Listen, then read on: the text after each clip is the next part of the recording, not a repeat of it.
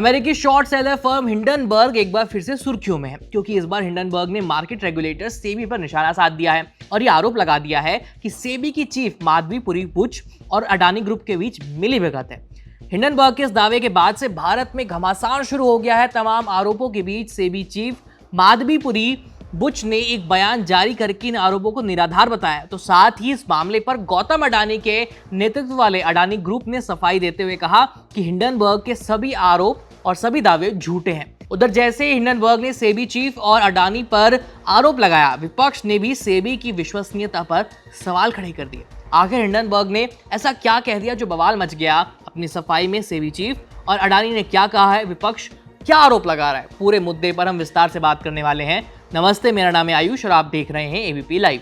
Hindenburg research की report में कहा गया कि आज तक सेबी ने अडानी की दूसरी संदिग्ध शेयर होल्डर कंपनियों के खिलाफ कोई कार्रवाई नहीं की है, खासकर वो कंपनियां जो इंडिया इन्फोलाइन की ईएम रेजिस्टेंट फंड और इंडिया फोकस फंड की ओर से संचालित की जाती हैं।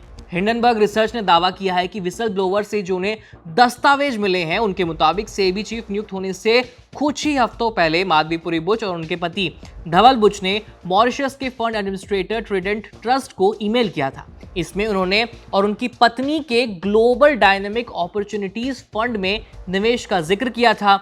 और हिंडनबर्ग रिसर्च ने आरोप लगाया है कि विसल ब्लोवर से मिले दस्तावेजों से पता चलता है कि जिन ऑफशोर कंपनियों का इस्तेमाल अडानी मनी साइफिंग स्कैंडल में हुआ था, उसमें सेबी अध्यक्ष माधवीपुरी बुच की भी हिस्सेदारी थी। हिंडनबर्ग रिसर्च रिपोर्ट ये दावा करती है कि सेबी चेयरपर्सन माधवीपुरी बुच और उनके पति धवल बुच ने बरमूडा और मॉरिशस के फंड में हिस्सेदारी ली, जो कि टैक्स हेवन देश हैं, और इन्हीं दो फंडों का इस्तेमाल गौतम अडानी के बड़े भाई विनोद अडानी भी करते थे।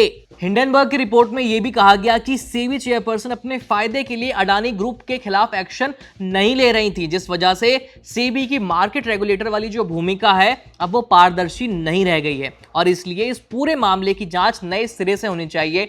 हिंडनबर्ग की रिपोर्ट में साफ तौर पर कहा गया है कि उन्हें संदेह है कि सेबी ने अडानी ग्रुप से जुड़े ऑफशोर शेयर होल्डर्स के खिलाफ कोई कड़ी कार्रवाई इसलिए नहीं की क्योंकि उसमें माधवीपुरी और अडानी की मिलीभगत हो सकती है। अडानी के साथ घोटाले में शामिल होने के आरोपों पर सेबी चीफ माधवीपुरी ने चुप्पी तोड़ी है। सेबी अध्यक्षा माधवीपुरी बुच और उनके पति धवल बुच ने 11 अगस्त को रात करीब 1:40 पर एक इकट्ठा बयान जारी किया है। उन्होंने हिंडनबर्ग रिसर्च द्वारा लगाए गए आरोपों का खंडन करते हुए अपने बयान में कहा, हमारे खिलाफ 10 अगस्त 2024 की हिंडनबर्ग की रिपोर्ट में लगाए गए आरोपों के संदर्भ में हम ये बताना चाहेंगे कि हम रिपोर्ट में लगाए गए निराधार आरोपों का दृढ़ता से खंडन करते हैं। उनमें कोई भी सच्चाई नहीं है। हमारा जीवन और हमारा पैसा एक खुली किताब है। जरूरत के हिसाब से सभी खुलासे पहले ही सेबी के सामने कर दिए हैं। हमें किसी भी वित्तीय दस्तावेजों का खुलासा करने में कोई झिझक नहीं है। पूर्ण पारदर्शिता के हित में हम उचित समय पर एक विस्तृत बयान जारी करेंगे। यही नहीं, माधवीपुरी बुच और उनके पति का कहना है कि हिंडनबर्ग को सेबी ने एक कारण बताओ नोटिस भेज दिया था और अब हिंडनबर्ग ने उसी के जवाब में उनका और उनके पति का चरित्र हनन करने की कोशिश की है। माधवीपुरी के बाद अब अडानी ग्रुप ने भी एक बयान जारी करके हिंडनबर्ग की ताजा रिपोर्ट को झूठा करार दिया है। अडानी ग्रुप ने कहा, इस रिपोर्ट में लगाए गए सभी आरोप दुर्भावना से ग्रस्त हैं। इसमें तथ्यों को जोड़ तोड़ कर पेश किया गया है। हिंडनबर्ग द्वारा लगाए गए सभी आरोपों को हम पूरी तरह से खारिज करते हैं, जो सिर्फ हमें दोबारा बदनाम करने की कोशिश है। पहले ही इन आरोपों की गहन जांच हो चुकी है, जो पूरी तरह से निराधार साबित हुए थे। इन्हें सुप्रीम कोर्ट ने जनवरी 2024 में ही खारिज कर दिया था।